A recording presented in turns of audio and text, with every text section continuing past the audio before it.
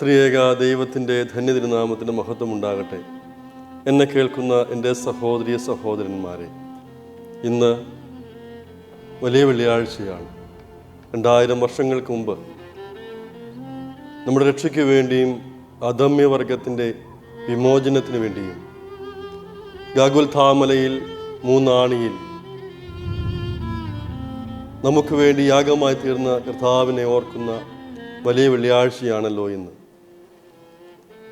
ആ വലിയ വെള്ളിയാഴ്ചയിൽ നമ്മോട് സംസാരിക്കുന്ന കുരിശ്, നമ്മുടെ ജീവിത സാഹചര്യങ്ങളോടൊപ്പം സഞ്ചരിക്കുന്ന കർത്താവ് നമുക്ക് നൽകിയതായ സഹനത്തിൻ്റെ മാതൃക, വിമോചനത്തിൻ്റെയും രക്ഷയുടെയും മാതൃക, അതിനെക്കുറിച്ച് അല്പം ചിന്തിക്കുവാനാണ് ഞാൻ ആഗ്രഹിക്കുന്നത്.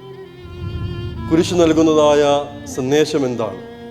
ഒന്നാമത് കർത്താവ് പറയുന്നുണ്ട്, എന്നെ പിൻപറ്റുന്നവൻ സകലവും ഉപേക്ഷിച്ച് തൻ്റെ കുരിശെടുത്തുകൊണ്ട് എൻ്റെ പിന്നാലെ വരട്ടെ എന്ന്. സഹനത്തിൻ്റെയും ത്യാഗത്തിൻ്റെയും വഴിയാണ് ക്രിസ്തു മാർഗമെന്ന് പറയുന്നത്.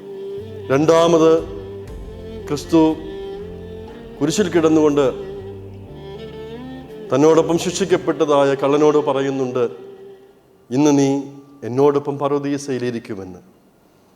അവിടെ രക്ഷയുടെയും സ്വാതന്ത്ര്യത്തിൻ്റെയും സ്വർഗീയ അനുഭവത്തിൻ്റെയും വിളിയും നിയോഗവുമാണ് കുരിശിലൂടെ സാധ്യമാകുന്നത്.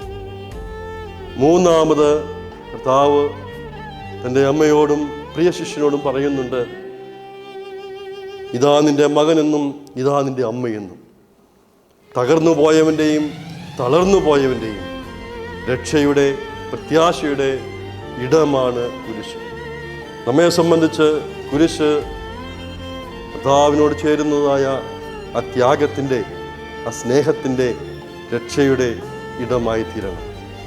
അതൊരിക്കലും നിരാശയുടെയും വെട്ടിപ്പിടിക്കലിൻ്റെയും ലാഭത്തിൻ്റെയും ഇടയാകരുത്.